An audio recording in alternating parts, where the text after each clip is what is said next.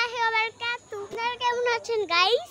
আলহামদুলিল্লাহ আমি ভালো আছি। সকাল সকাল ঘুম থেকে উঠে একটা খারাপ হয়ে গেল।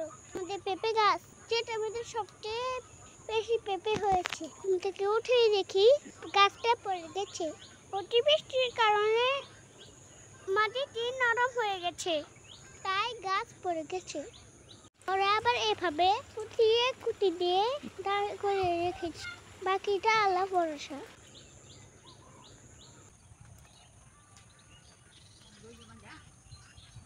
পরে গেলাম শসা গাছের নিচে, গিয়ে দেখি কি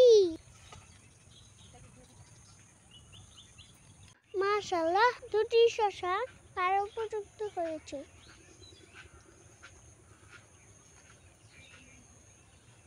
পেরে নিলাম, খেতে খুব মজা। মজা।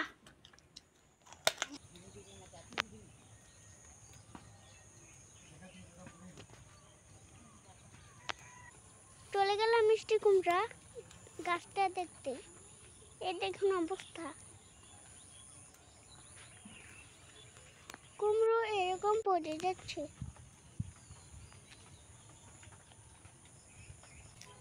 এর মধ্যে আমার আম্মু এখান থেকে 8টা ফুল নিয়ে এরকম করে দিচ্ছে।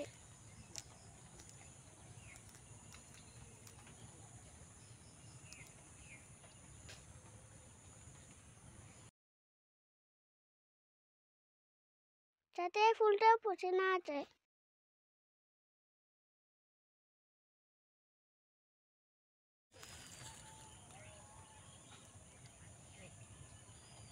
পরে একটি কাপড় দিয়ে ঢেকে দিয়েছে, যাতে পাখিতে খেতে না পারে। এরপরে দেখে আমাদের গাছটির একটা জালি হয়েছে। আমাদের গাছের একটা চিংড় আছে, এলো পেঁপেগুলো সুন্দর হয়েছে। এখানে এনে লাগিয়ে দিয়েছে ফলের মধ্যে। আমার ফুলগুলো দেখেন কি সুন্দর হয়েছে। এই সাদা ফুলটার নাম কি জানি না, কিন্তু অনেক সুন্দর।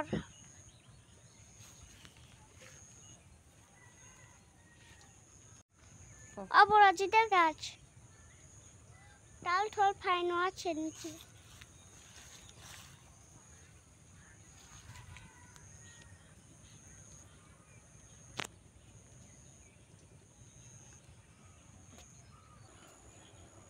হঠাৎ দেখে একটা শিয়াল মামা যাচ্ছে, আমাদের দেখে দাঁড়িয়ে লইল।